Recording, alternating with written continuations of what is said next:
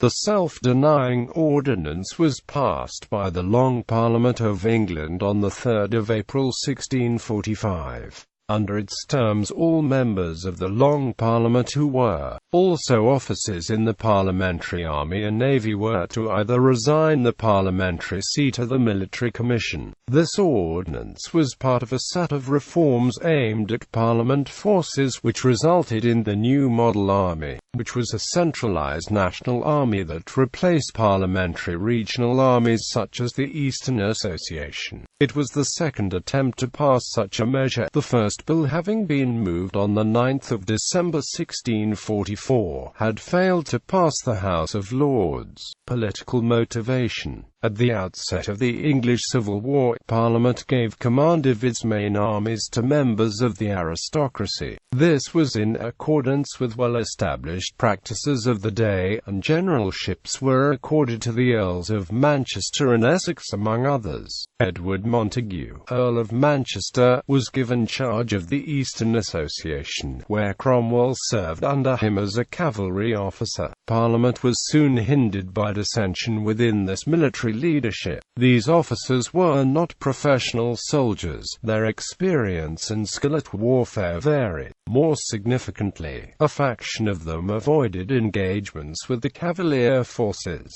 hoping that reconciliation with King Charles I was still possible. The Earl of Manchester, perhaps the most prominent of these, expressed his pessimism for the war as follows: "If we beat the king 99 times, yet he is king still, and so will his posterity be after him. But if the king beat us once, we shall be all hanged, and our posterity be made slaves." As the war proceeded, it was clear that Essex and Manchester were at best half-hearted in pursuing the fight against the Royalists, an attitude that became ever more apparent as the struggle became more radical. The growing rift between the Lords and the Commons finally came to a point of crisis when the fruits of the great victory at the Battle of Marston Moor were allowed to slip away at the disappointing Second Battle of Newbury. It was after this that the political tensions between Cromwell and Manchester could no longer be contained by the established forms of command. Members of Parliament, notably Oliver Cromwell and Sir William Waller, saw the need for radical reform of the army. For Cromwell, this attack on Manchester's conduct ultimately became an attack on the Lords, most of whom held the same views as Manchester, and on the Scots, who were attempted to bring Cromwell to trial as an incendiary. At the height of this bitter controversy, Cromwell suddenly proposed to stifle all animosities by the resignation of all officers who were members of either house. This proposal, in theory, affected himself no less than the Earls of Essex and Manchester.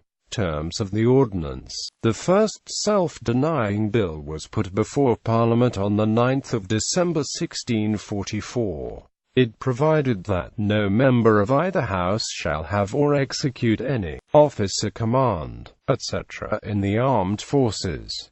One of the exceptions was Oliver Cromwell. It passed the House of Commons on the 19th of December but was thrown out by the Lords on the 13th of January 1645. The Lords, naturally, were reluctant to approve an ordinance that would automatically exclude nobles from military command. It also weeded out the half-measures men, such as Lords Essex and Manchester. A second version of the bill was prepared, which required resignations as above, but did not forbid reappointment of the officers. This bill was agreed to on the 3rd of April 1645. Historic significance. The Self-denying Ordinance improved military unity by separating the quarrels in Parliament from the immediate operations of command. Leaders from the Presbyterian Peace Party faction in Parliament resigned the military positions to retain the political powers. Lords Manchester and Essex forfeited their generalships,